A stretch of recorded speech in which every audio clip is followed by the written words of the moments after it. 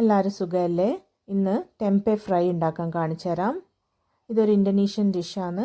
സോയാബീനിനെ cook ചെയ്തിട്ട് അതിനകത്തൊരു യുണീക്കായിട്ടുള്ള ഒരു കൾച്ചർ ആഡ് ചെയ്തിട്ട് ഫെർമെൻറ്റ് ചെയ്യാൻ വിട്ടിട്ട് ഒരു കേക്ക് ഫോമിലാക്കുന്നതാണ്. ഇത് ഞാൻ സ്റ്റോറിൽ നിന്ന് മേടിച്ച റെഡിമെയ്ഡ് ടെമ്പയാണ്. ഇതിൻ്റെ ഇൻഗ്രീഡിയൻസിൽ നോക്കിയാൽ നിങ്ങൾക്ക് കാണും. കൾച്ചർ റൈസോപ്പസ് ഒളിഗോസ്പോറസ് എന്ന് പറഞ്ഞിട്ട് അതൊരു ഫംഗസാണ്. ഈബേയിലൊക്കെ മേടിക്കാൻ കിട്ടുന്നുണ്ട്. അത് കിട്ടിയിട്ടുണ്ടെങ്കിൽ വീട്ടിൽ തന്നെ നമുക്ക് ചെയ്യാവുന്നതേ ഉള്ളൂ. പക്ഷേ ഞാനിതുവരെ ട്രൈ ചെയ്തിട്ടില്ല.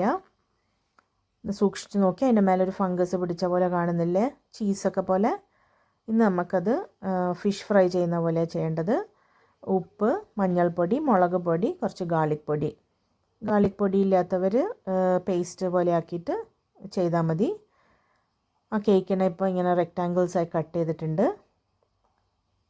എന്നിട്ട് അതിൻ്റെ മേലെ നമുക്ക് ഈ പൊടിയൊക്കെ ഒന്ന് മാരിനേറ്റ് ചെയ്ത് കൊടുക്കാം.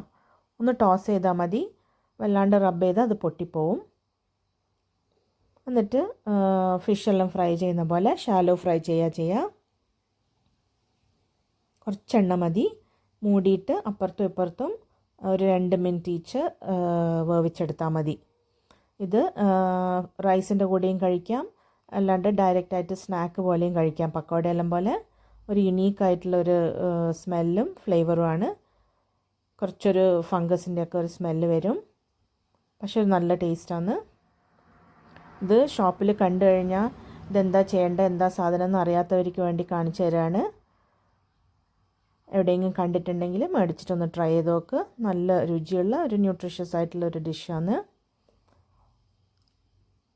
താങ്ക്സ് കേട്ടോ.